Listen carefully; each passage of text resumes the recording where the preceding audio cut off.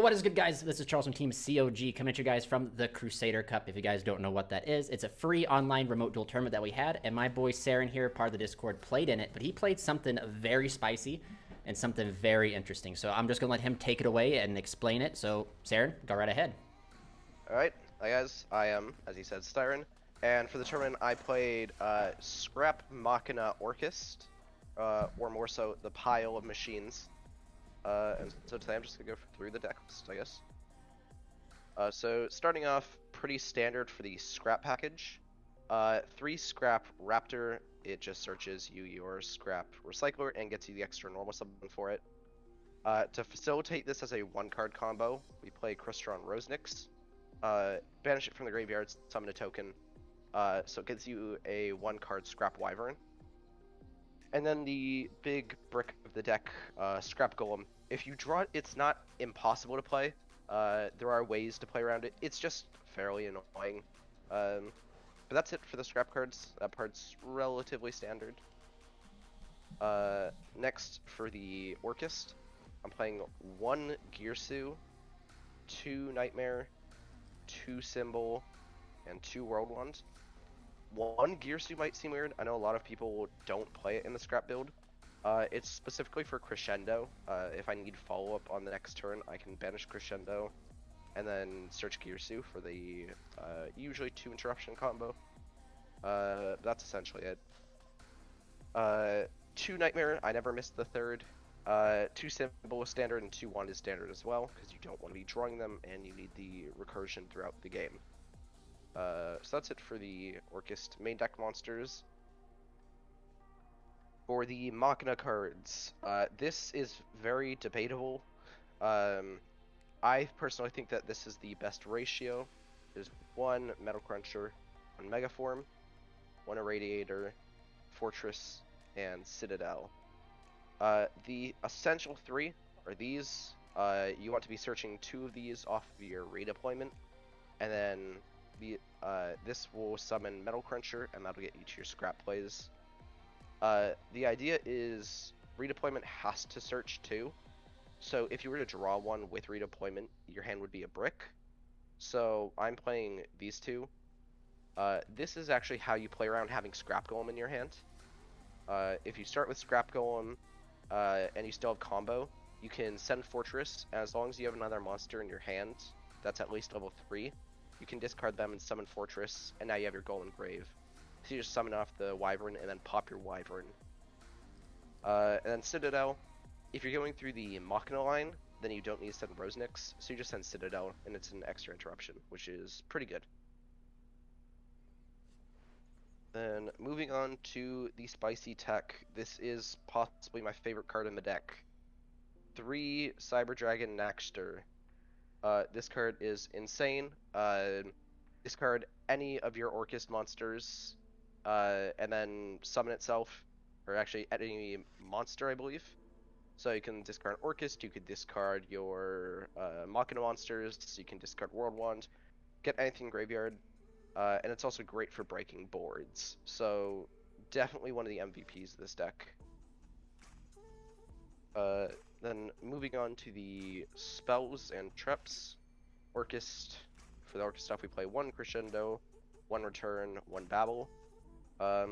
Sometimes I missed having a 4th one when I wanted to activate my Galatea again, but it didn't come up too often.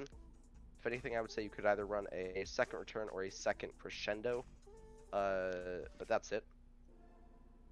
Then we're playing 3 Machina Redeployment. Pretty basic. Discard a card, add 2 Machina monsters. Absolutely busted card. And it's great going 2nd as well, in which case you just search Citadel and Fortress.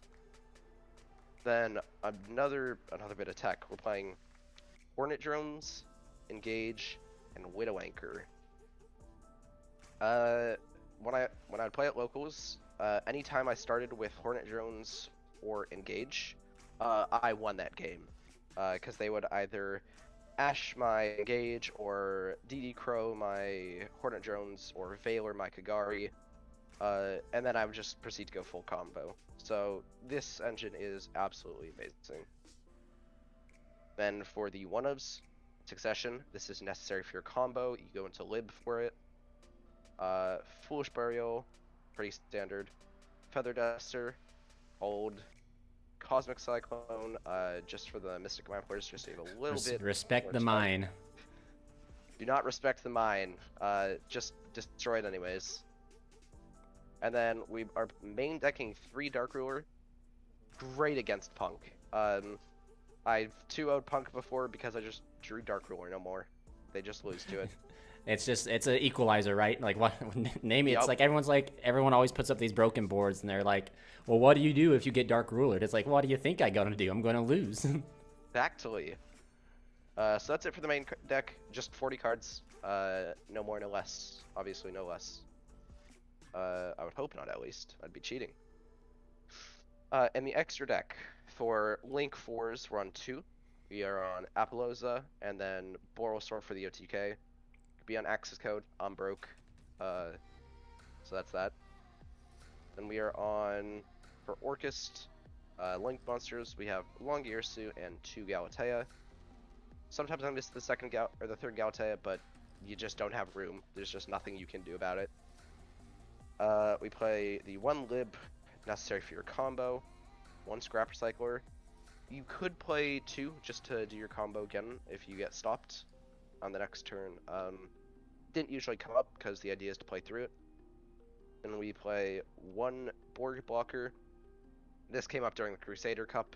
I had a really wonky hand where I had hard drawn Succession. So I had to just make blocker, and then he has the zone for me to summon it to. Then for more interruptions, we play Masquerade and a Unicorn.